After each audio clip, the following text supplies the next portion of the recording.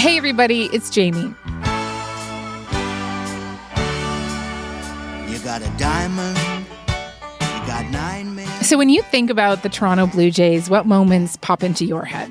Maybe it's Joe Carter jumping for joy while rounding the bases in '93, winning the team's second consecutive World Series title.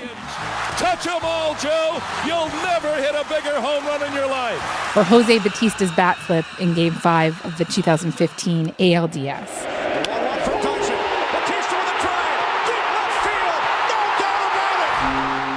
Or maybe it was this moment from earlier this week. Toronto Blue Jays right fielder George Springer, arms extended, having just hit what would become the go-ahead 3-run homer to send the Toronto Blue Jays to their first World Series in more than 3 decades. The 1-0 pitch. High fly ball. Left field. Arozarena watches it go!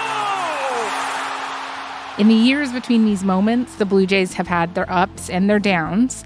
And heading into this season, the team wasn't exactly slated for a deep playoff run. But now, the Jays are headed into Game 1 of the World Series tonight as underdogs against the richest team in baseball and facing off against Shohei Ohtani, who might be the best player in the history of the game. Today, we're joined by Blake Murphy, the host of Sportsnet's Blue Jays podcast, Jays Talk Plus, to talk about this historic run and whether the Jays could actually win it all.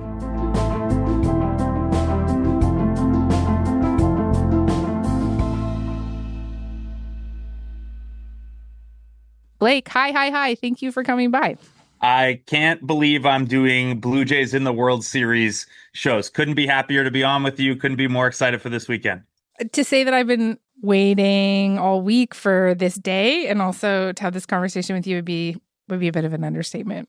For the first time in 3 decades, the Jays are heading to the World Series. This is something, as I mentioned, that at the start of the season, I don't think many people would have said they necessarily saw coming, right?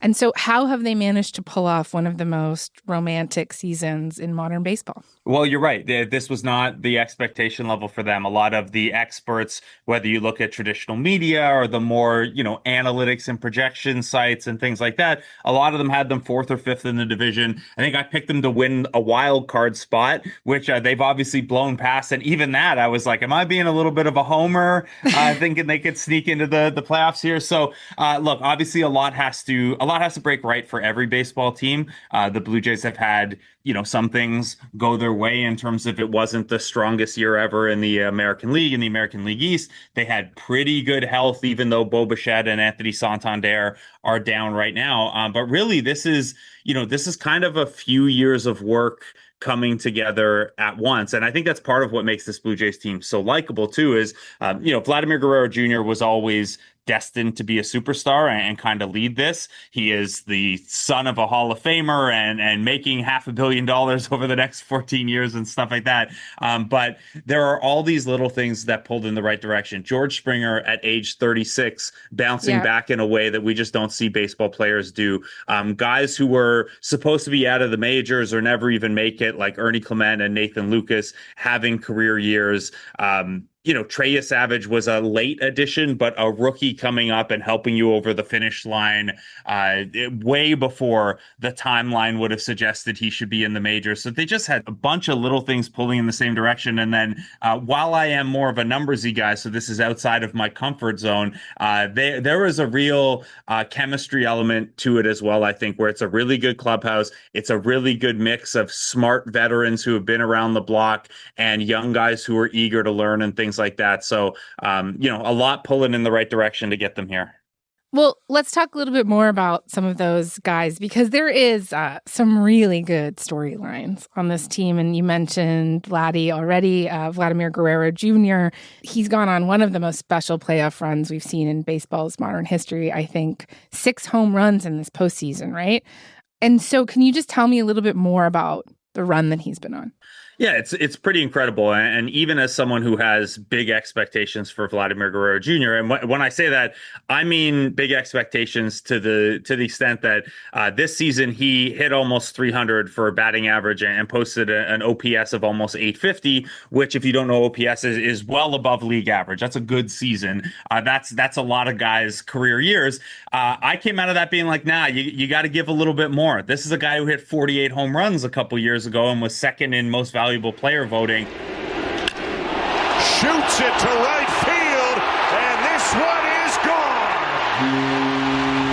Not sure you can have a noisier 30,000 than the crowd right now for the Rogers Center. Number 48.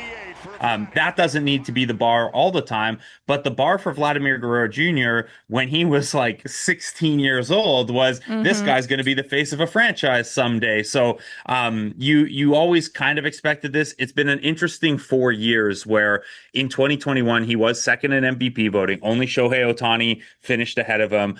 He hit 48 home runs. He batted .311, his batting average, which is really, really strong. And then in the years since, it's been a little up and down. He's never been bad, but he's been kind of good, not elite. And so we've been kind of waiting for that to come back around. And you're right the way you set it up. It's one of the best postseason runs we've ever seen. Deep left field. It is a grand slam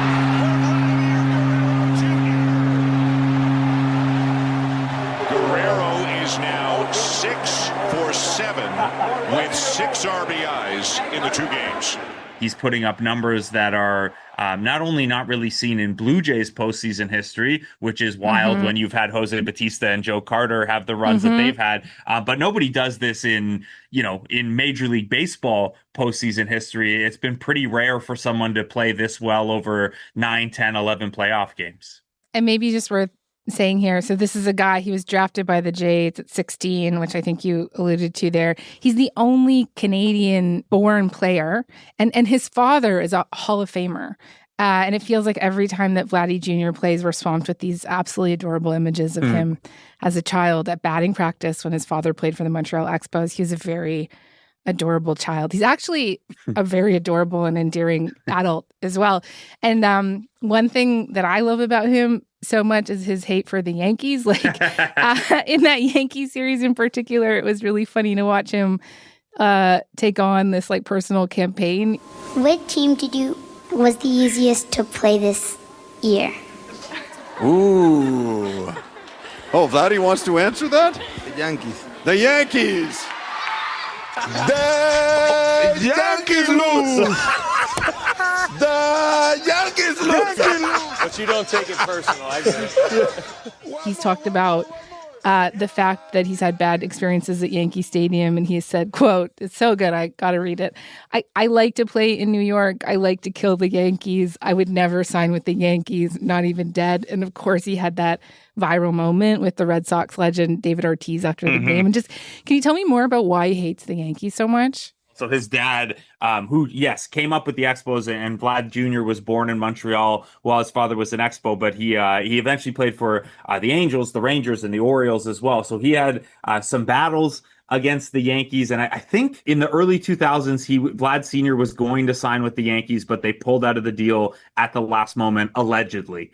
So, it goes back as far as his dad's playing days. I love it. It's, the Yankees. It's so good. Yeah. And I think other baseball people love it too, because, we're going to talk about this Dodgers series where the Dodgers have the highest payroll in the history of baseball. And they've got all these guys that even the Blue Jays tried to sign and stuff. The Jays are not a small market team. Like no one's crying poor about that. I think they have a top 5 payroll. But the Yankees are the team that have won 27 championships, dominate the media and stuff like that. I think people even outside of Toronto get a real kick out of Vlad doing this to the Yankees because people want to see the Yankees lose outside of New York. And so there's a reason that moment with David Ortiz was so popular, not just in Toronto, because Red Sox fans like that. And I think fans around baseball just get a real kick out of that and a real kick out of Vlad Jr.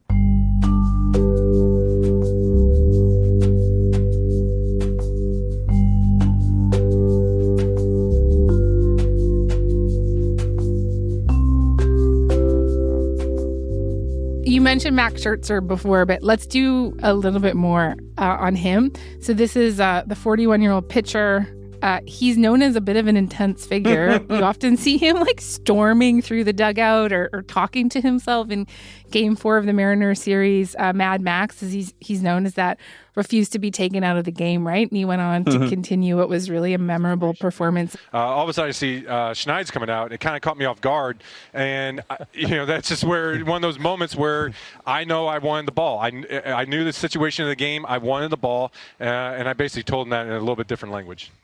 Yeah, it was awesome. I thought he was going to kill me. It was great. Talk to me a little bit more about Mad Max, who, like, as I understand it, this could be kind of the cap of his career for him. Yeah, he's such a fascinating guy. And the intensity is real. On days he's not pitching, he is like a great guy to have around for the purposes of media. He likes talking pitching. He likes chatting with media. He joined Dan and Buck in the booth at one point this year on an off day. Now, you had 78 hits over your big league career. Who was the one home run off of? Chris O'Grady. Okay. Everybody knows that. You didn't even have to think about that one. These situations. But on the days where he starts, like players have joked too. Isaiah Kiner-Falefa, who was with the team before, then got traded away, then he rejoined the team at the trade deadline this year. He kind of joked about joked but not really joked about how I got told don't talk to him, don't make eye contact. If you saw the clips of not just his pitching performance in the last round, but he's throwing coaches out of the way in the dugout if anyone's in his way. That's crazy. And there was a really great story by Mitch Bannon of The Athletic heading into the playoffs, talking to Scherzer about his first playoff experience. So this would have been back in 2011 when he was 26 years old and established at that point, but he wasn't quite yet on the Hall of Fame track that he was eventually going to get on. And the advice that he was given was you got to slow everything down. You got to be calm and things like that to succeed in the playoffs.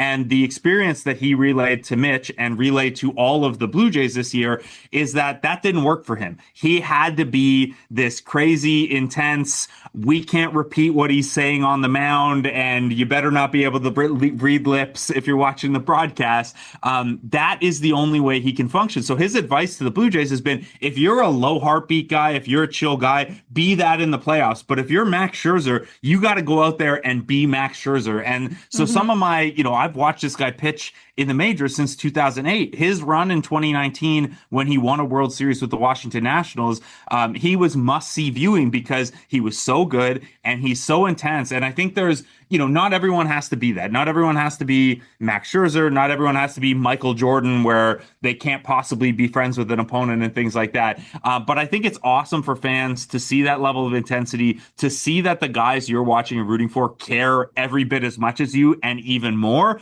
And then I'd imagine there's some element of look, Max Scherzer's 41 right now. Pitchers aren't supposed to last till 41. There's only two guys in baseball older than him this year. And Justin Verlander was really good, but Charlie Morton was bad enough that he's going to retire after this year. And it's a miracle he made it. Max Scherzer was the first guy this age to start a playoff game since 2008. You're just not supposed to be able to do it. And I really do think that him having that attitude and that mentality is a part of what has allowed him to stick around longer and stick around being effective longer than what the entire history of baseball tells us should be possible. Yeah, I like him so much too. I know we could dig deeper into a lot of these players, a lot of the people you mentioned off the top, but why don't we just do Trey Yavage, sort of the flip of Scherzer, right? This rookie sensation who pitched them into the World Series. Yeah, he's fascinating. They drafted him just last year. So for anyone who, maybe that sounds normal, baseball's not like football and basketball and hockey where you expect your top picks to contribute pretty soon. But baseball, the clock is usually more like 5 years. You've got, if a guy is there before 5 years are up after they get drafted, that's pretty good. And some guys will make it in 2 or 3 years. For a pitcher, especially a starting pitcher, to be in the major leagues 1 year after he got drafted is, Yavage isn't the first to do it, but it's pretty rare and it's pretty special. And on top of that, he started this year pitching in ballparks where there were 300 people at the games. He started in low single A, then went to high single A in Vancouver, then went to double A, then went to triple A, then went to the majors. So he jokes he's met every person in the organization this year. So, from an analysis perspective, you don't expect a guy like that to contribute because he starts the season so far away from the majors. And even though his numbers are really good, teams are usually pretty careful with pitching prospects. We don't want him to throw too many innings and risk injury. We don't want to give him too much too soon. But around August, they were promoting him fast enough that we all kind of started to take notice. And it was like, maybe he is going to join the team at some point. Maybe he'll be a reliever. Maybe he'll but even the most optimistic of people would not have been he's going to take the ball in game 1 of the World Series, or he's going to help you punch your ticket to the World Series, dominating the Mariners in the ALCS and the Yankees in the ALDS. The Savage trying to strike out the side, and he dives!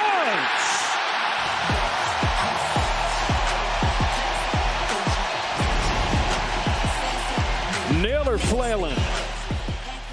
It has been phenomenal. There are so few stories like this in the history of baseball. And then if you want to get really nerdy, he pitches like nobody else pitches. He has this weird over the top of his head kind of delivery that no one else has. He has a split finger fastball that is really cool. And then he has a slider which moves in the wrong direction. Like a slider is supposed to go right to left, and his kind of goes right to right.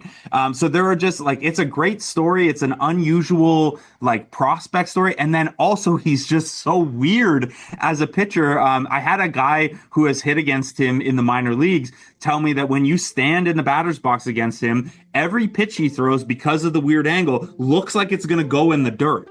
And then it ends up in the strike zone. So I can't even imagine what it's like hitting against this guy for the first time.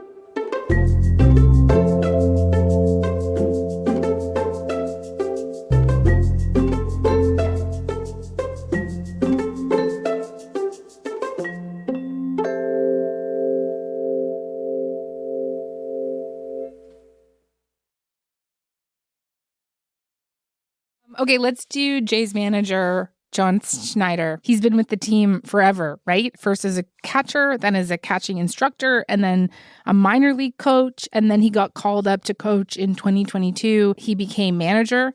And what do you make of his role in all of this? Yeah, you lay it out so fascinating there. He's been a part of the organization since 2002, which is, I think he's got to be one of the longest tenured people on, there's probably people on the marketing team and the sales team and stuff that haven't been there since 2002. So it's pretty fascinating. And he's shown a lot of growth over his couple years as a manager. I think people were a little skeptical of the hire initially because he got the job on an interim basis. They fired the last manager in the middle of the season, so you don't have a ton of options. And then in 2023, when they got eliminated, he was pretty heavily criticized for a move he made in the wild card series. And, the changes that the organization's made aren't just around John Schneider. How do you communicate information? How do you blend the analytics with gut feel and talking to your players and stuff like that? And I think he's really improved a lot in all of those regards. And that doesn't mean he's perfect. I didn't love, his management in game 5 of the ALCS, but he obviously got it pretty good from there. And I think, honestly, there's so much information in the game now, and I'm a numbersy guy. I like all that stuff. But I think all 30 teams have similar information. So where you're really getting an advantage as a team and as a coaching staff is, can you take all that information? Can you find out Max Scherzer understands this and talks this language, so I'm going to talk to him this way. Bo Bichette understands this and talks this language, I'm going to talk to him this way. And how you manage a coaching staff and how you manage those player relationships and how you tell Chris Bassett, who's been a huge part of this team for years now, hey, we're going to move you to the bullpen for the playoffs, and you're a starting pitcher, but we need you ready out of the bullpen. And however you might feel about that, this is what we need out of you for a playoff run. How you manage all of those things is, I think, as big a part of the job as the stuff that we can touch, which is, which relief pitcher did you use in this situation? And Blake's going to go on air the next day and rip you if you pick the wrong guy. There's so much behind the scenes. And I think, you don't get to the World Series without a lot of stuff going right. And, when we talk about the chemistry aspect or a lot of guys having the best seasons of their career, John Schneider has definitely had a role in that. On top of which, if you're a fan, like he seems like a cool guy to, talk to and be around. He's so into it. Like, did you see that interview? Was it with Hazel May that he was giving after Monday? And he's talking to like 40,000 people, and he's just like, "This is effing unbelievable." Unbelievable for me. This is my 24th year with this organization, and I fucking love it here. These fans, this country, you deserve all of this. I was thinking like Sportsnet was probably having a hard time keeping up with all the swearing. I imagine we've caught some fun. I don't know how that stuff works, but there's been a couple of those during this run. But it's not just him. Yeah. So you've already talked about the Dodgers and how rich they are. My husband refers to them as the Death Star. And you talked a little bit about Ohtani. But just let's talk a little bit more about him, right? In the last series, he had one of the greatest performances in the history of baseball. Shohei just unleashed the greatest game ever in Game 4 of the NLCS, striking out 10 and belting 3 home runs to send LA to the World Series for the second straight year. And just what are you expecting from him, the best player in the world right now? And how does sort of the story of how he might have actually ended up in Toronto play into this whole kind of rivalry here? So fascinating. Probably the best way to capture Shohei is like you almost can't have expectations for him because everything he does defies expectations. This is a guy he's the only guy who pitches and hits. If that's not enough, he's one of the 5, if not 3 best hitters in the world. Last year he was injured and couldn't pitch, so he became the first guy to hit 50 home runs and steal 50 bases in a season. On a 1-2, Ohtani sends one in the air. The other way, back it goes. Gone! One-of-a-kind player. One-of-a-kind season. Shohei Ohtani starts the 50-50 club. This year, he just went back to hitting home runs and pitching, so he stole bases a little less. It's fascinating. Like, there is nothing you could suggest the guy do on the baseball field that it doesn't feel like Shohei Ohtani is capable of, because we've never seen a guy do all of this stuff. Like, if he were only a hitter, we would be talking about him with the same level of excitement, and he's so dangerous for the Blue Jays to face, and he's one of the best players alive. And then he also pitches and is really good. It's ridiculous. Look, he's gonna play a big part in determining how this series goes on the field. How it goes off the field is, yes, U.S. national media, they're gonna make their little jokes about Shohei's on a plane to Toronto, because at one point it was reported that Shohei was coming to Toronto, and maybe that was part of the negotiations. It's been reported. Keegan Matheson of MLB.com has a terrific book called The Franchise that everyone should check out, and it gets into detail on. There's an entire chapter on the Blue Jays trying to sign Shohei, and Shohei being in Dunedin at the Blue Jays practice facility, and they're trying to keep it secret, and he leaves there with a bunch of Blue Jays gear, even gear for his dog Decoy. That's how close it got. So yeah, that'll be a big part of this series. I think, on the one hand, it could be a little bit of, well, that's the one that got away. What if he signed here? On the other hand, the Blue Jays are still in the World Series. Without Shohei Ohtani, they tried to sign Roki Sasaki, who is the Dodgers closer right now, too. They're in the World Series without Roki Sasaki. Teoscar Hernandez, a former Blue Jay, is on that team, too. There are a lot of storylines like that, but the Blue Jays are here even without all of those guys. Yeah, there's a possibility. It turns out Shohei's just too good, and the best player in the world on the richest team in the world wins the World Series again, and whatever, it happens. Yeah. There is also a scenario, though, where the Blue Jays still manage to beat the Dodgers with Shohei Ohtani, and what a story that would be. And I think picking the Dodgers over the Jays is a part of that.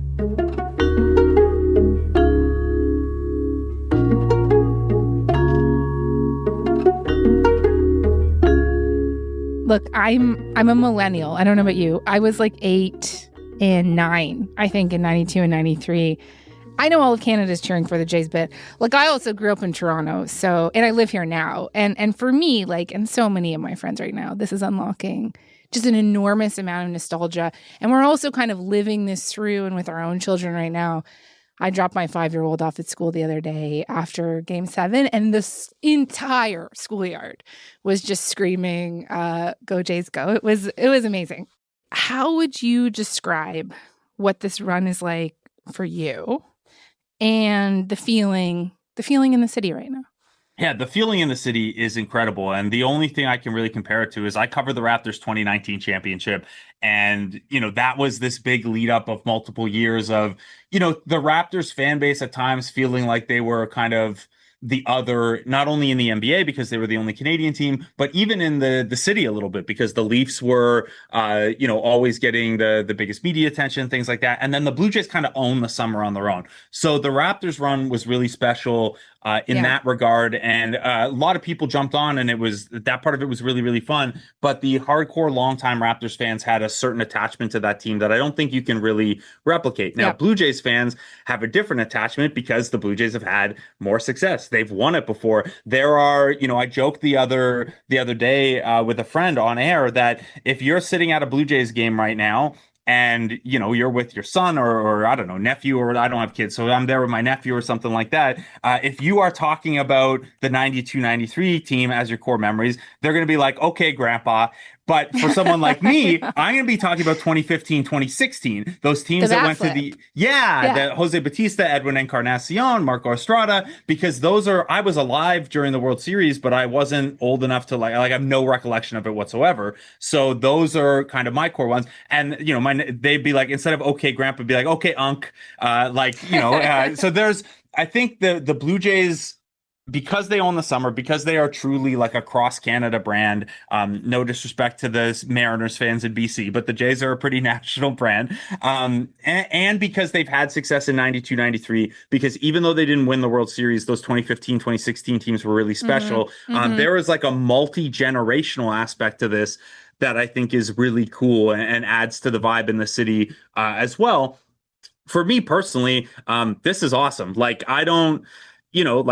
a kid, you dream of obviously playing in these things, but I'm, 5 foot, I was a 5'10" defenseman in hockey. I'm not going anywhere, with that. Like my dad's 5'3". I'm not making it to the majors or the NHL.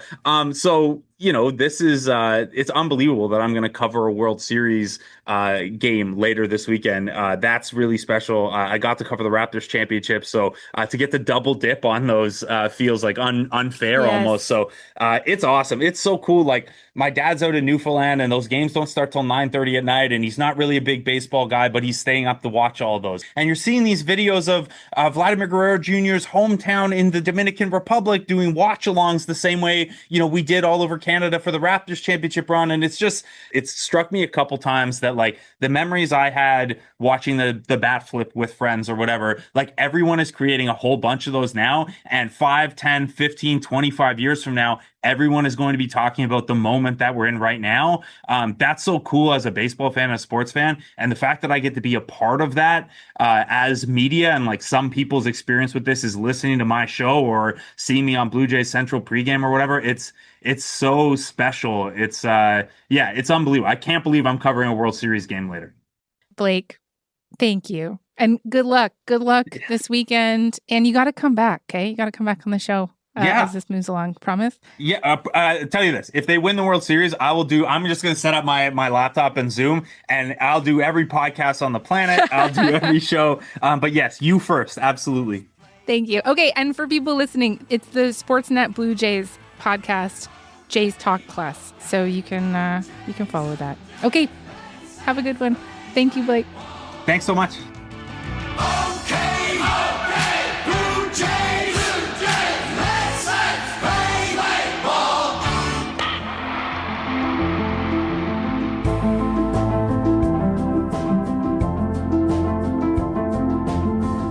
All right, that is all for today.